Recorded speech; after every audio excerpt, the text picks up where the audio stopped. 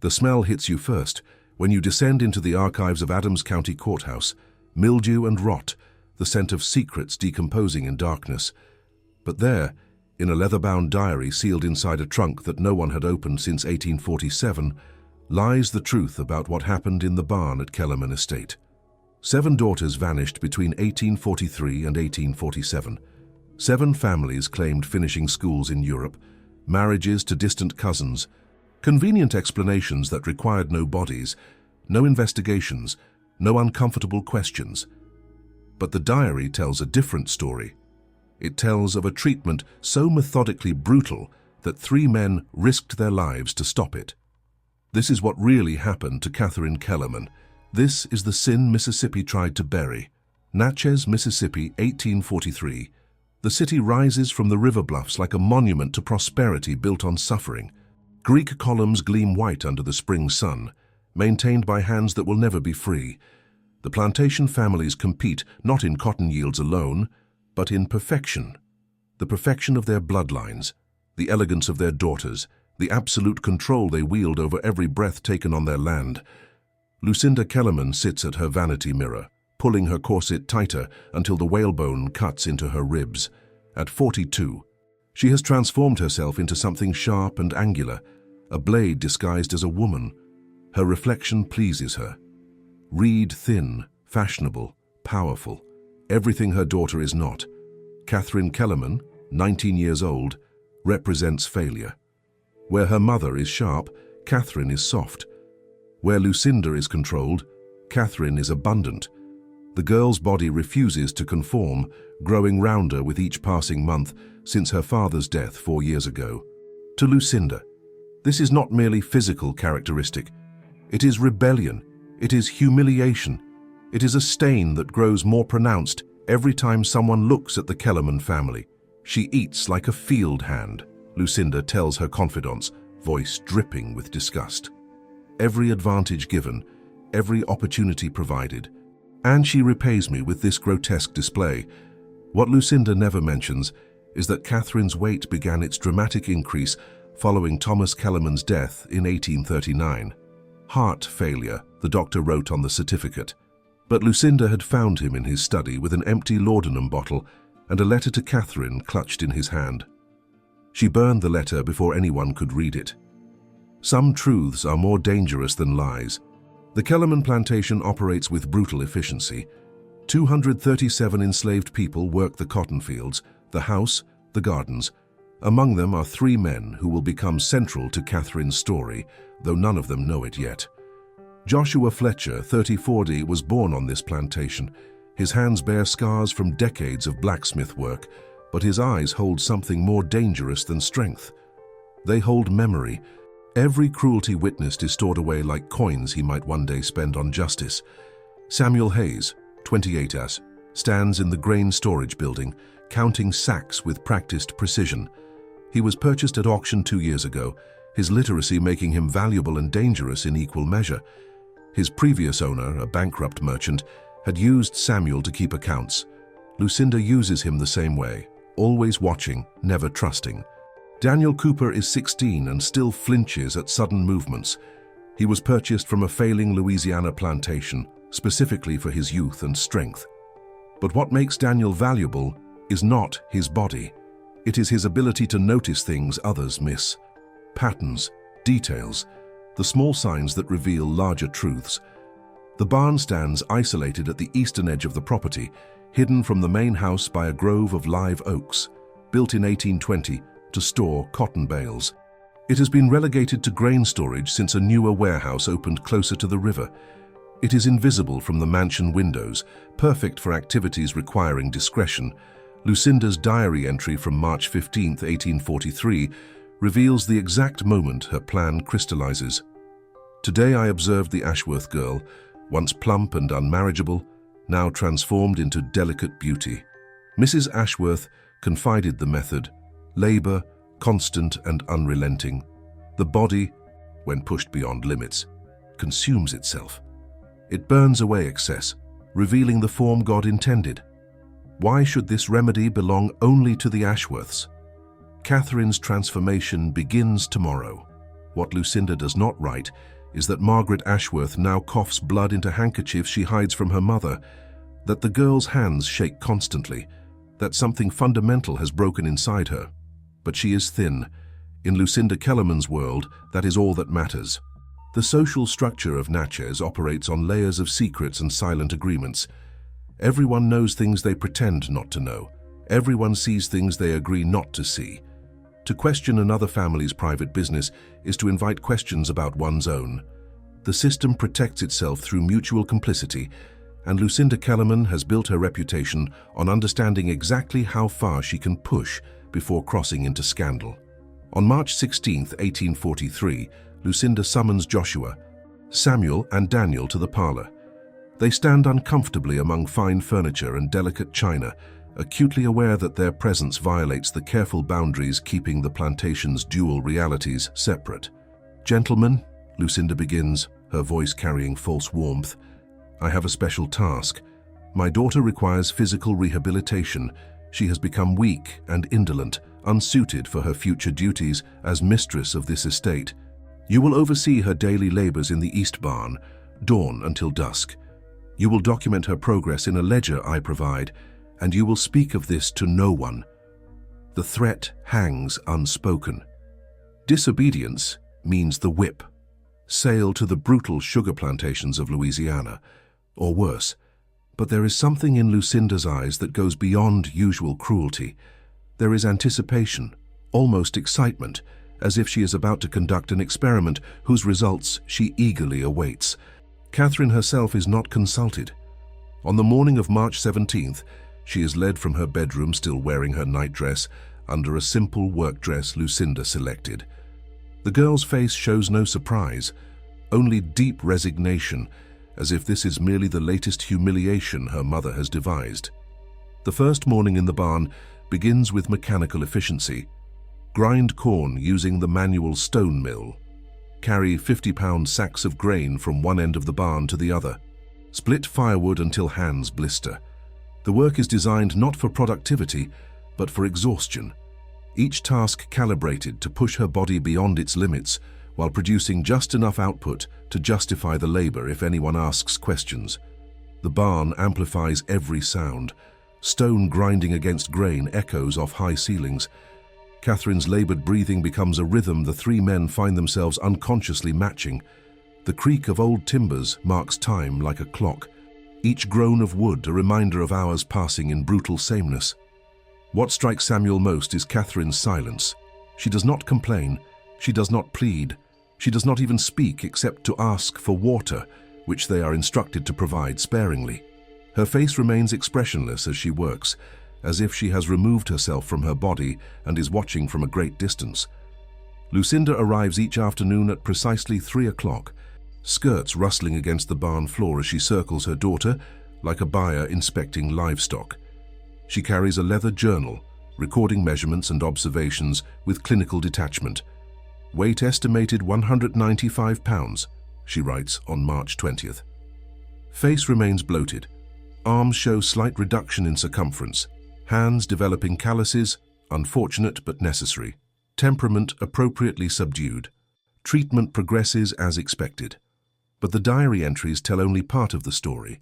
What she does not record are the private conversations she is having with other plantation ladies who have daughters they consider problematic. Mrs. Helena Cartwright, whose daughter Rebecca was caught reading abolitionist literature. Mrs. Beatrice Singleton, whose daughter Emma refused 3 marriage proposals, insisting she wanted to study medicine. Mrs. Constance Whitfield, whose daughter Sarah was discovered teaching enslaved children to read. These women visit under various pretenses, afternoon tea, garden consultations, but they always ask to see the barn. Lucinda always obliges, leading them through the grove of oaks to witness Catherine's transformation. "You see," Lucinda says, gesturing to her daughter's exhausted form, "the body responds to discipline just as the spirit does." 3 weeks of proper labor, and already the excess begins to melt away. Imagine what 3 months might accomplish, 6 months, a year. The visitors take notes. They ask about methods, duration, supervision. They inquire about dietary restrictions and whether Catherine is permitted any leisure time. Lucinda answers each question with the enthusiasm of a scientist sharing breakthrough research. No leisure, she confirms. Leisure created this problem. Idleness and indulgence breed weakness in our daughters. Here Catherine learns the value of work. She learns that comfort must be earned. She learns that her body is not her own to ruin with gluttony. By April, the first of the other girls arrives. Rebecca Cartwright is delivered to a barn on her family's property, overseen by 3 enslaved men, given the same instructions as Joshua, Samuel, and Daniel. Emma Singleton follows 2 weeks later. Then Sarah Whitfield. Each family modifies the approach to suit their needs, but the core remains the same. Isolation, labor, the breaking of will disguised as physical improvement. What none of these mothers anticipate is that their daughters might speak to one another. The plantation spread across the county, but enslaved workers move between properties carrying messages and news. Daniel, sometimes sent to deliver grain to neighboring estates, begins to notice a pattern. Barns previously used for storage are suddenly off limits.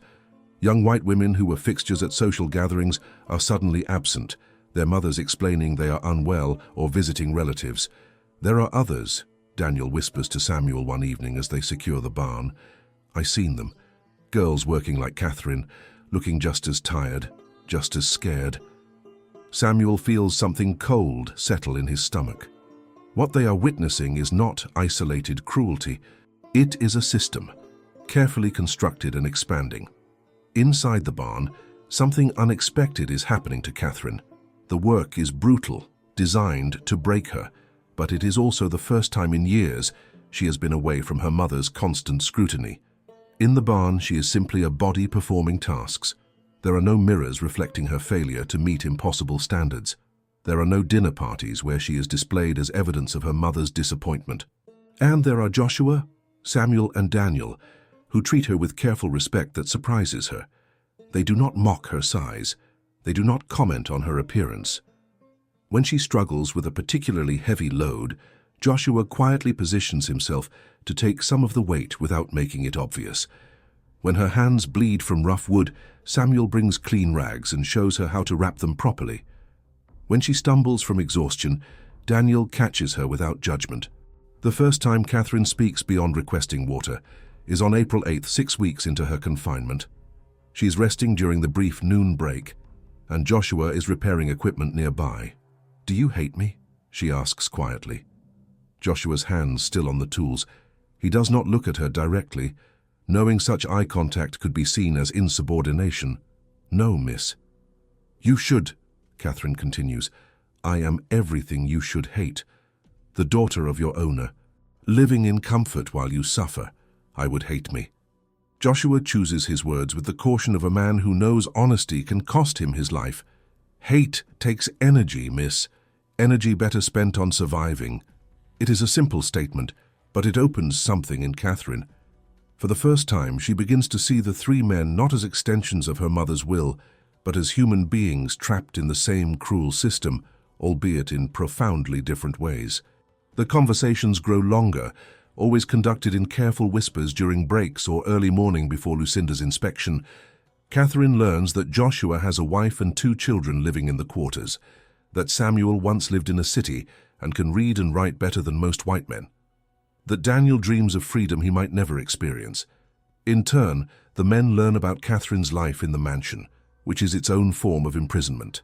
The endless rules about deportment and dress, the constant criticism of every bite of food, every word spoken, every breath taken, the isolation from other young people because her mother deems her too shameful to be seen. "She wants me to disappear," Catherine says one morning in May. She wants the daughter she imagined, not the one she has. "I think she hoped this work would kill me, so she could tell people I died of a wasting disease and finally be rid of her embarrassment." Samuel, who has been listening while pretending to organize grain sacks, feels a chill at these words because he has begun to suspect something similar. Lucinda's visits have become less frequent, but when she comes, she seems disappointed rather than pleased by Catherine's survival. The girl is losing weight, yes, but she is also growing stronger from the labor. Her arms show muscle definition. Her breathing has become easier. She is not wasting away as Lucinda perhaps hoped. She is adapting. Lucinda's diary entries grow darker as spring turns to summer. Clinical observations give way to frustration, then to cold calculation suggesting she is considering more extreme measures. June 3rd, 1843. Catherine persists in her corpulence despite rigors of labor. Weight reduction minimal. Perhaps rations must be further restricted. Perhaps work must extend into night hours. The Cartwright girl has shown marked improvement, I am told. Why should Catherine be different? What Lucinda does not know is that Joshua has been supplementing Catherine's meager rations with food from the quarters. Not much, just enough to keep her from dangerous malnutrition making the other girls sick. He does this at great personal risk, sharing portions his own family needs, because he has begun to see something in Catherine that reminds him of his own daughter, a fundamental innocence, a desire to be seen as human rather than object. But there are other changes happening, subtle shifts in dynamics within the barn that none of them anticipated. Catherine and Joshua have begun to speak more freely during long hours of work. What started as brief exchanges about tasks evolved into conversations about life, hope, and the absurdity of a world that values some lives over others, based on skin color or body shape. "Your mother would have me whipped for looking at you directly," Joshua says one afternoon as they work together to move broken equipment. "But here in this barn, working side by side, and what is the difference between us? We both bleed. We both tire. We both want freedom from the things that bind us." Catherine has never considered the parallel before. Her imprisonment is different from Joshua's, and certainly, but it is still imprisonment. She cannot leave the barn. She cannot make choices about her own body or life. She exists only as a problem to be solved, a defect to be corrected. The first time they touch with intention rather than accident is in late June. Catherine is lifting a sack of grain when her strength fails, and she stumbles. Joshua catches her, and for a moment they stand close enough to feel each other's breath. Neither moves away. The air between them thickens with possibility and danger in equal measure. "We should not," Catherine whispers, but she does not step back. "No," Joshua agrees. "We should not." Yet neither of them moves. In that barn, isolated from the world, they have created a space where the rules of plantation society seem distant and negotiable. What happens next is inevitable, perhaps. Or perhaps it is a choice they both make, knowing the consequences but choosing connection over safety. Their relationship develops in stolen moments, always with Samuel and Daniel serving as unwitting guards, warning them if anyone approaches.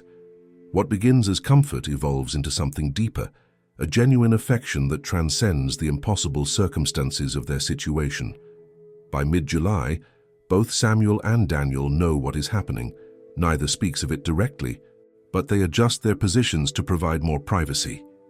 They create tasks requiring Catherine and Joshua to work in the back corner of the barn. They turn their attention elsewhere during brief moments when the two seek each other's company. "This will end badly," Samuel says to Daniel one evening after Catherine has been returned to the main house and Joshua has left for the quarters. There is no version of this story that ends well. Daniel, who at 16 understands the world's cruelty in ways beyond his years, nods slowly. Maybe. But maybe they deserve some happiness, even if it is brief. Maybe that is all any of us get. Lucinda, consumed with her expanding operation of rehabilitation barns across the county, fails to notice the change in her daughter. She is too busy documenting her methods, corresponding with interested families as far away as Alabama and Georgia, calculating profits she might derive from offering expertise as a consultant on reforming wayward daughters. Her journal from July 12th reveals her ambitions. Interest in the treatment methodology has exceeded expectations. Mrs. Patricia Rutherford from Mobile has written requesting detailed protocol. She has a daughter who insists on painting rather than focusing on suitable accomplishments. Mrs. Vivian Caldwell from Savannah inquires about outcomes, expressing concern about a daughter who has developed unseemly interest in the family's financial affairs. The potential for expansion is considerable, perhaps a published treatise. The correction of female indolence through measured labor would be an appropriate title. But while Lucinda plans her empire of cruelty, Catherine's body undergoes a change that has nothing to do with weight loss. By early August, she begins experiencing morning sickness. At first, she attributes it to poor food and constant exhaustion, but when her monthly courses fail to arrive, she understands what has happened. She tells Joshua first during a quiet moment when Samuel and Daniel are occupied at the far end of the barn. "I am with child," she whispers, her hand instinctively moving to her stomach. "Your child." Joshua's face goes through a series of expressions: shock, fear, and then a tenderness that makes Catherine's eyes fill with tears. But they both know what this means. A pregnancy would be impossible to hide. When Lucinda discovers it, the consequences would be catastrophic. "They will kill you," Catherine says, her voice breaking. "My mother will have you killed for this, perhaps all three of you, to ensure no one speaks of it." Joshua takes her hands in his, a gesture so dangerous and so necessary that neither cares who might see. Then we have time to plan. We have time to find a way out of this. But planning requires information, and information requires risk. Samuel, using his literacy and occasional access to the plantation office, begins to gather what he can: bills of sale, property records, correspondence between plantations. He is looking for anything that might reveal the extent of Lucinda's network, any weakness they might exploit. What he finds is worse than he imagined. Hidden in a ledger marked household expenses are entries suggesting at least 4 other girls went through Lucinda's treatment before Catherine. Next to each name is a final entry: disposed, natural causes, transferred to family in Texas, simply resolved. "What does resolved mean?" Daniel asks when Samuel shows him the entries late one night. Samuel's expression is grim. Nothing good at all. The pattern is clear. Girls who do not respond to treatment, who do not lose weight or prove too rebellious, simply disappear from the records. Their families receive certificates of death or letters explaining they were sent away for their own good, but there are no graves, no forwarding addresses, no trail to follow. "Catherine is in more danger than she knows," Samuel says. "Even without the pregnancy, if her mother decides she has failed the treatment, she will simply be resolved, like the others. They need to act. But any action requires resources they do not have: money, documents, transportation. The tools of freedom are kept carefully out of reach of those who need them most. It is Catherine who suggests the impossible solution: my father's study. Before he died, he kept money hidden there, papers too, documents about the plantation. My mother never goes in that room. She had it locked after his death. But I know where the key is hidden." The plan they devise is born of desperation and slim hope that the impossible might somehow become possible. Catherine will feign increased illness from the labor, providing an excuse to be taken back to the main house more frequently. During one of these visits, she will access her father's study and retrieve whatever money and documents she can find. With these resources, Joshua, Samuel, and Daniel will attempt to secure false freedom papers and passage north. But every aspect requires precision and luck in equal measure. The study is on the 2nd floor, accessible only by passing through rooms where house servants work constantly. The key is hidden in Lucinda's own bedroom inside a music box that belonged to Catherine's grandmother. And the timing must be perfect. On August 17, 1843, they attempt the first phase. Catherine complains of severe abdominal pain, crying out with such conviction that even Samuel, who knows she is performing, feels concerned. The performance works. Lucinda, irritated by the interruption to her afternoon correspondence, orders Catherine taken to the house and confined to her room. If she is malingering, she will return to the barn tomorrow for double labor, Lucinda announces. If she is genuinely ill, Dr. Harrison will examine her and provide appropriate treatment. The mention of a doctor terrifies Catherine. Any examination would reveal her pregnancy. She has perhaps 24 hours to access the study and return to the barn before her condition becomes impossible to conceal. That evening, while Lucinda attends a dinner party at a neighboring plantation, Catherine waits until the house settles into its nightly routine. She knows the patterns.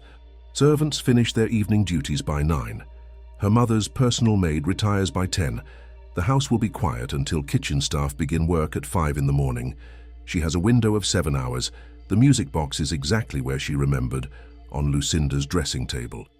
Catherine's hands shake as she opens it, wincing at the tinkling melody that seems impossibly loud in the silent house. The key is there, small and iron, attached to a ribbon faded from blue to grey.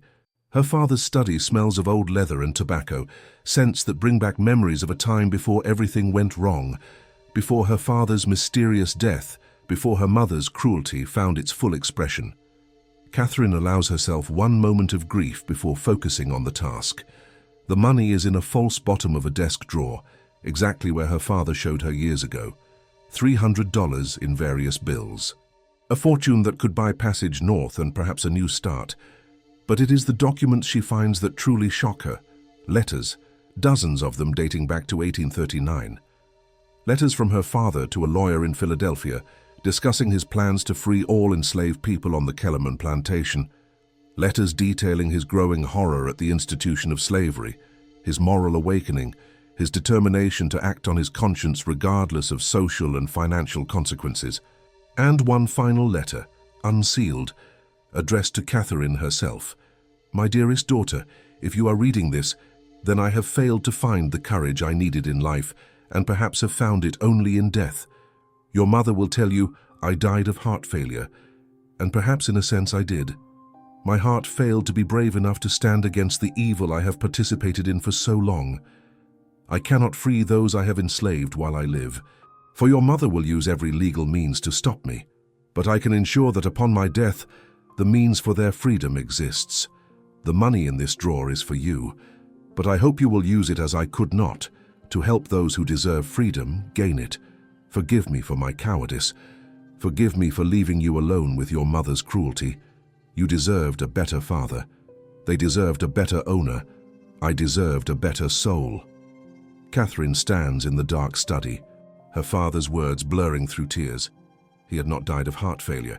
He had taken his own life, overwhelmed by guilt and the impossibility of changing the system he benefited from. And Lucinda had hidden this truth, burned the letter he left, and locked away any evidence of his transformation. She takes the money and the letters, but she also finds something else. Her father's will, never probated, never executed.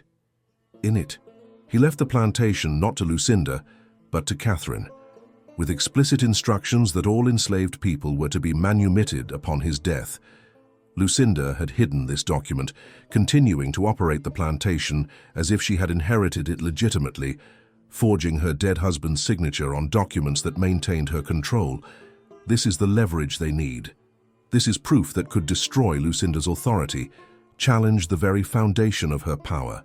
But using it would require access to the legal system, to lawyers and courts, that would never listen to an enslaved man or an obese daughter deemed incompetent by her mother. Catherine returns to her room just as the sky begins to lighten. She hides the documents and money in the lining of a winter coat hanging in her wardrobe, knowing Lucinda would never search there during summer months. The next morning, she declares herself recovered and ready to return to the barn. Lucinda, suspicious but unable to prove malingering, agrees, but with a warning that chills Catherine to her core. Dr. Harrison will visit the barn tomorrow to assess your physical condition. He has expressed concern that the labor may be too strenuous. I have assured him you are thriving under this regimen, and I expect you to confirm this. Any suggestion otherwise will result in consequences you will not enjoy. The doctor's visit means discovery. It means the end of everything. They have perhaps 24 hours to act. When Catherine returns to the barn and reveals what she found, the four of them understand they have crossed a threshold. They possess tools that could challenge Lucinda's power. But using those tools requires escaping the plantation, reaching authorities who might listen, and surviving long enough to tell their story. We leave tonight, Joshua says, his voice carrying certainty that does not match their desperate situation. All four of us. We take the money, the documents, and we run.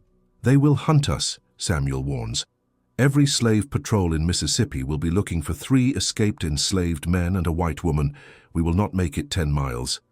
But Catherine has an idea born from years of observing her mother's careful manipulation of appearances. We will not be running. We will be traveling. I will be a widow traveling with my servants to visit family in Kentucky. The money will pay for travel documents from a forger in Natchez. My father's letters will prove my identity if questioned.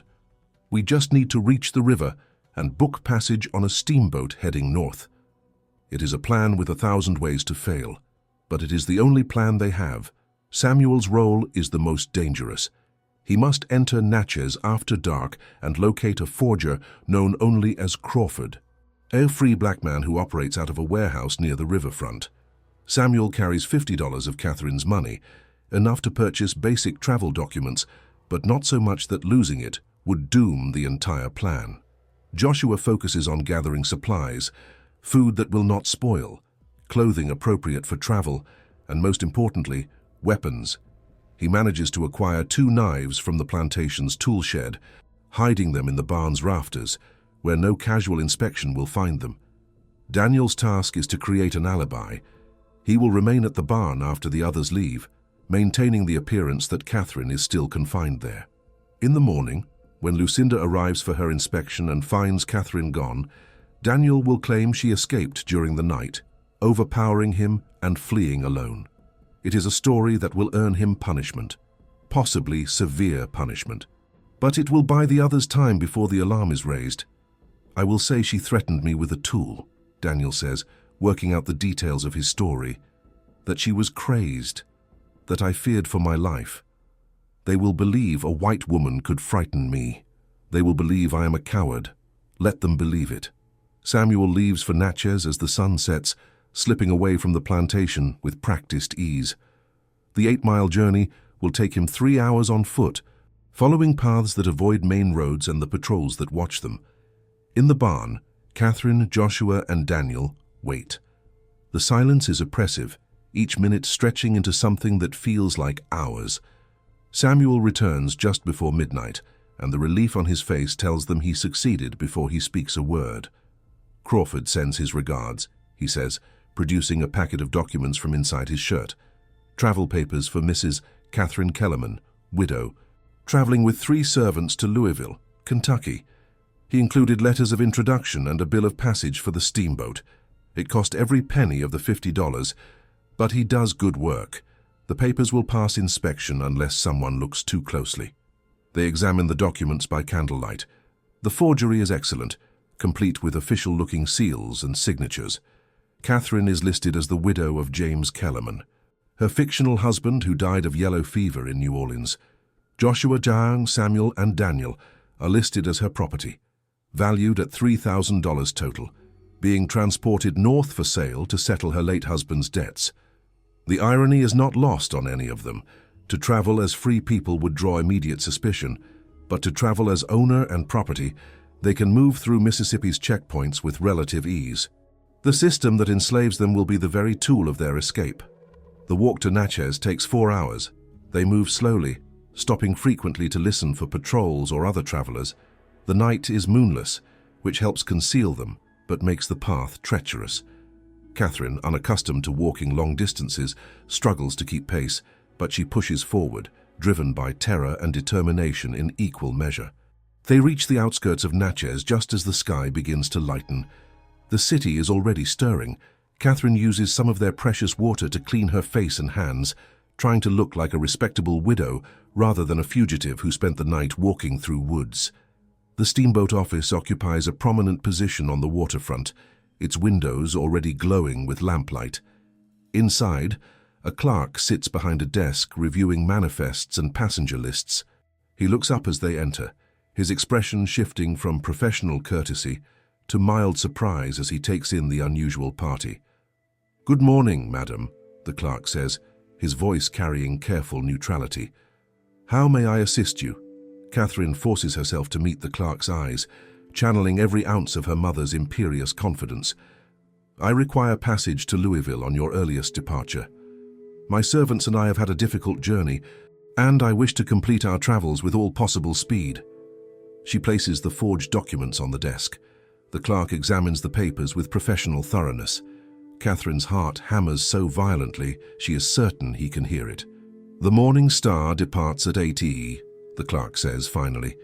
I can arrange a private cabin for you, madam, and quarters for your property in the cargo hold. That will be acceptable, Catherine replies, though the word property makes her stomach turn. They board the Morning Star an hour before departure. Catherine is shown to a small but clean cabin with a porthole overlooking the river. But as they wait for departure, Samuel touches her arm gently. "Miss Catherine," he whispers, "we are being watched." She follows his gaze to a man standing near the warehouse, dressed in rough clothing, but his posture too alert, too focused on them specifically.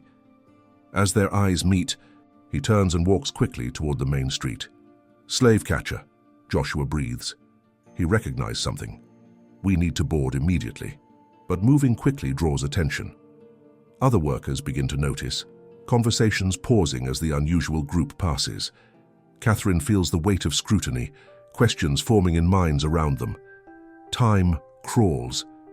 Catherine watches through the porthole as cargo is loaded, as passengers board, as the sun climbs higher. Every minute brings them closer to departure, but also closer to discovery.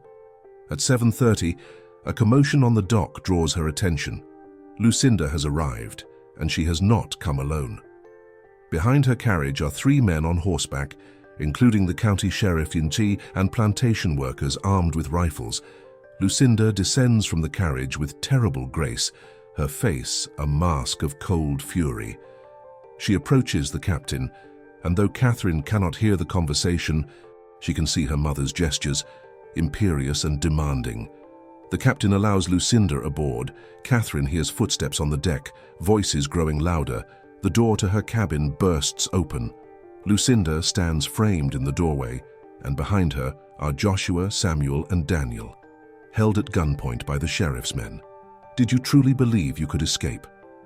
Lucinda's voice is quiet, more terrifying than if she had screamed. "Did you think I would not know? That I would not find you?" Catherine stands, and for the first time in her life she feels no fear of her mother, only rage. "I found Father's will. I know what you did.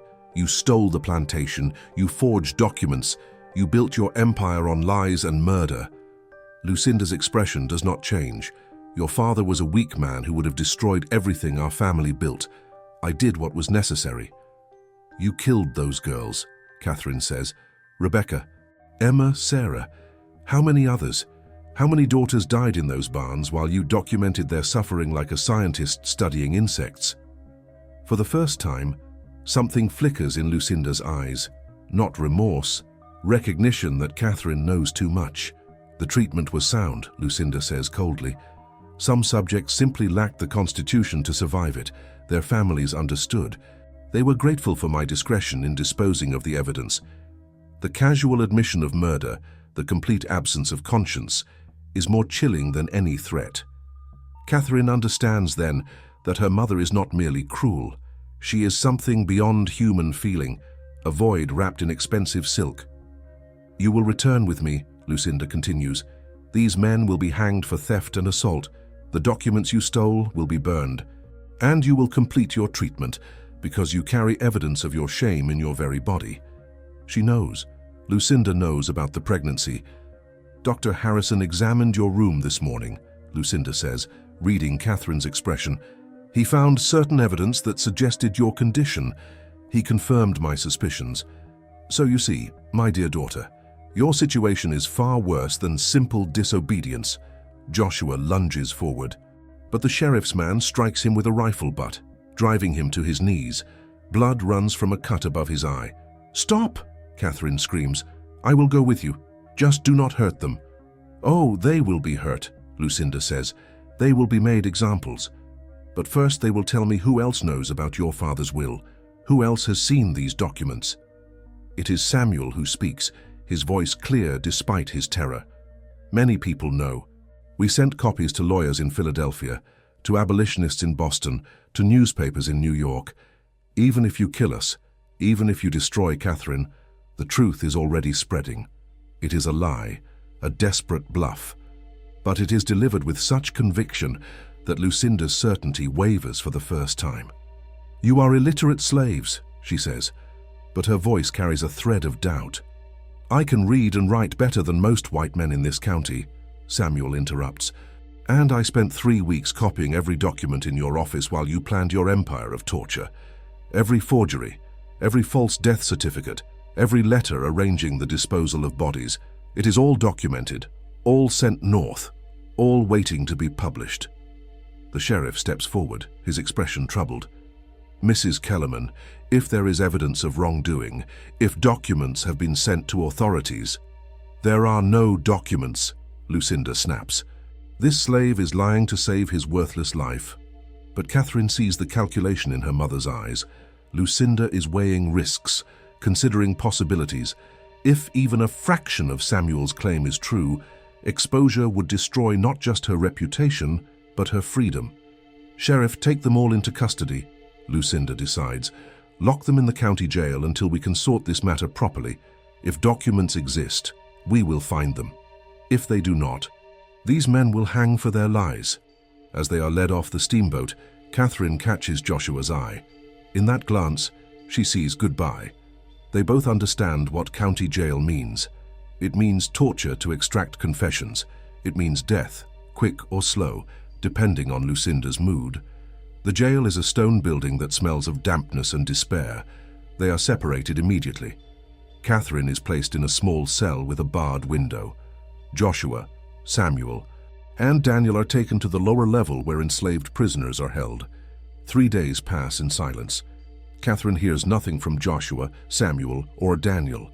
The guards will not answer her questions.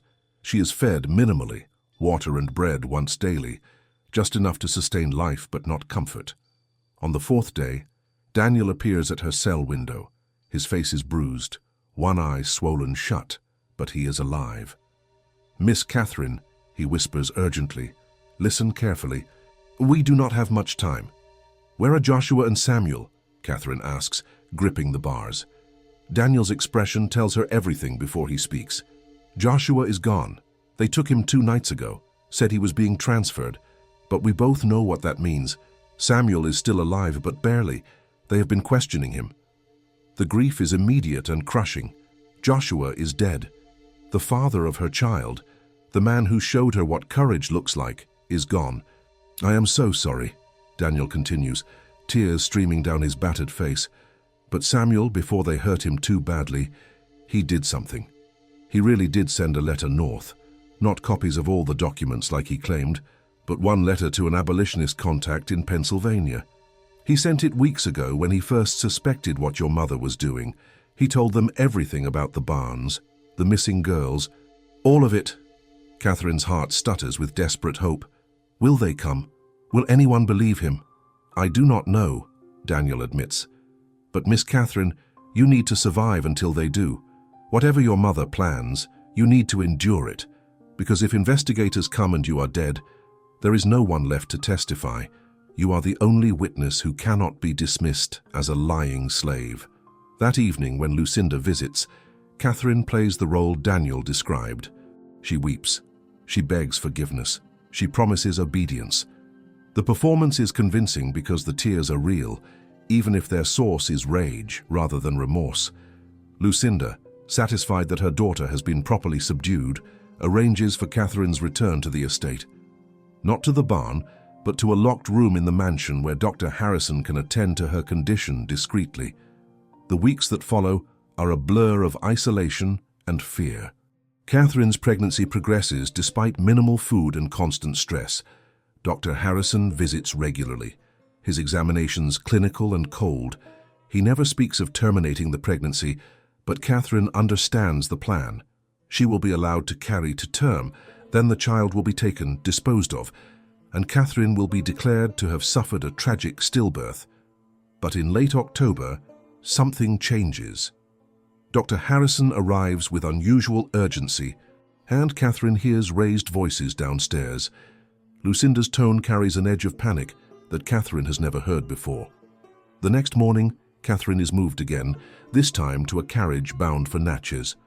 No explanation is given, but the speed of the journey suggests desperation. At the county courthouse, Catherine is led into a room where 2 men in formal dress wait.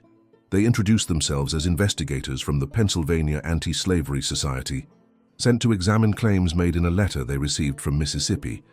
Mrs. Kellerman has been most cooperative, one investigator says, his tone suggesting he does not believe Lucinda's cooperation is genuine, but we require testimony from other witnesses.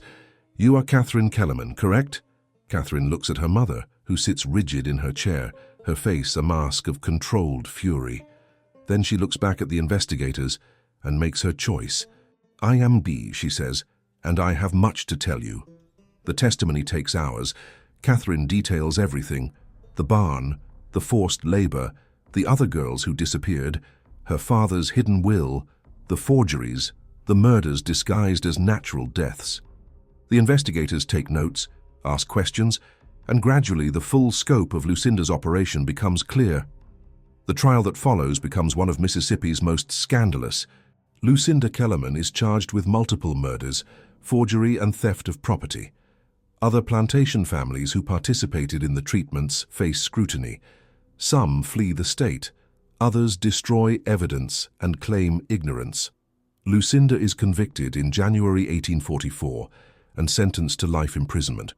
She dies in the state prison 2 years later, her body buried in an unmarked grave, her name struck from the society pages she once dominated.